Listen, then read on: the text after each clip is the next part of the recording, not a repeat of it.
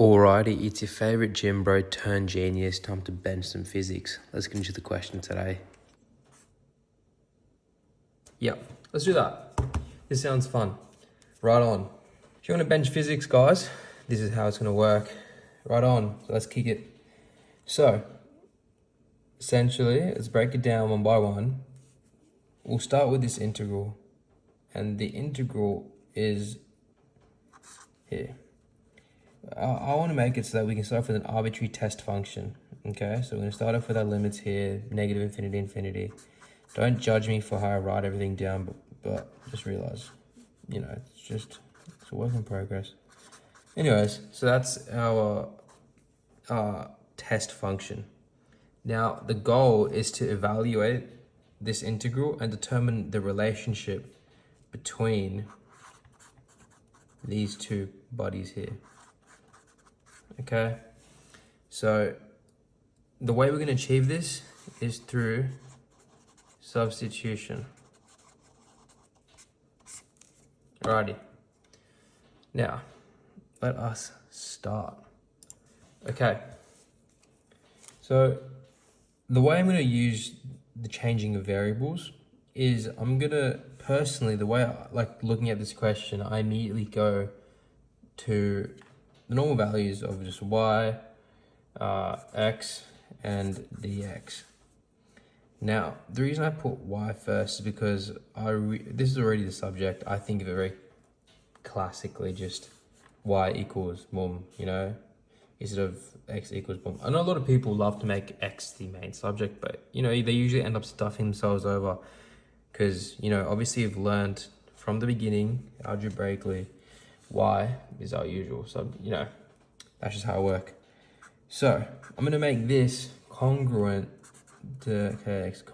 I think that's called congruent anyway. I'm gonna make x equal to y over k and make dx equal to 1 over k dy. Now the whole reason of this is so that I can make it so that dx and k, they essentially all come together, since that they're like that, and they just cancel out. Or maybe not even cancel out, but realistically they come together to give us that 1 over value. Play around with your substitution values if you're not confident with getting them straight away. I know a lot of people where I work and at uni, they're just running around headlessly, chucking them in, but try and see some patterns.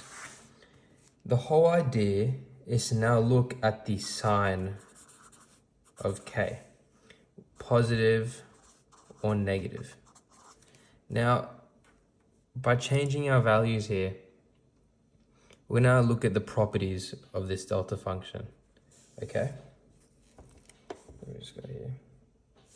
So let's just move this over here, making sure it's all focused. Okay, cool.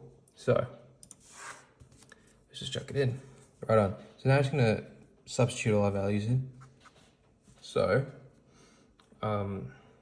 plus or minus integral infinity negative infinity, got f bracket y over k, and here y over dy over k equals, now this should equal plus or minus 1 over k f 0. Okay, now the way we get to that is just by simplifying the integral, quite simply, and doing so we need to look at shifting the sign. So now this is where the sign becomes important over here. Let's just chuck this bad boy down here. So if k is greater than 0, okay, how about this? Let's just go to another piece of paper. Anyways, where was I? If k is greater than 0, the limits of the integral remain the same, okay? Meaning they remain negative infinity to positive infinity, okay?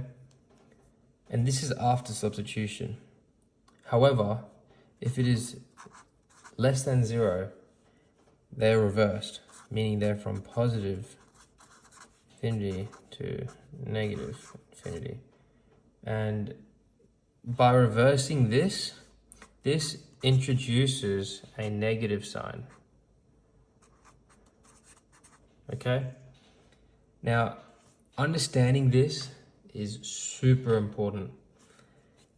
Now, if that's the case, this is where the absolute value for k comes in, because the absolute value for k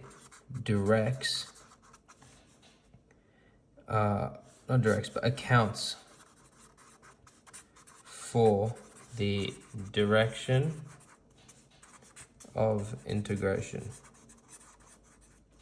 Okay, so therefore we get to the answer of plus or minus. So when we start off, we'll hear plus or minus integral, into infinity, infinity. You got f, got y, k. My pen's running out. Y dy k equals plus or minus 1 over k f0. From here, we are now just going to go here and make it 1 over the absolute value of k f0. Okay? Now, it is by doing that we then realize that it serves the purpose of the sign changing. Now, we're not done yet because we actually write it in its proper form. So, go here, boom, boom, fx kx dx equals to the integral to infinities fx 1 over the absolute value of k x dx. There we go. And therefore, this says to us that kx and maybe I should write this here. This says to us that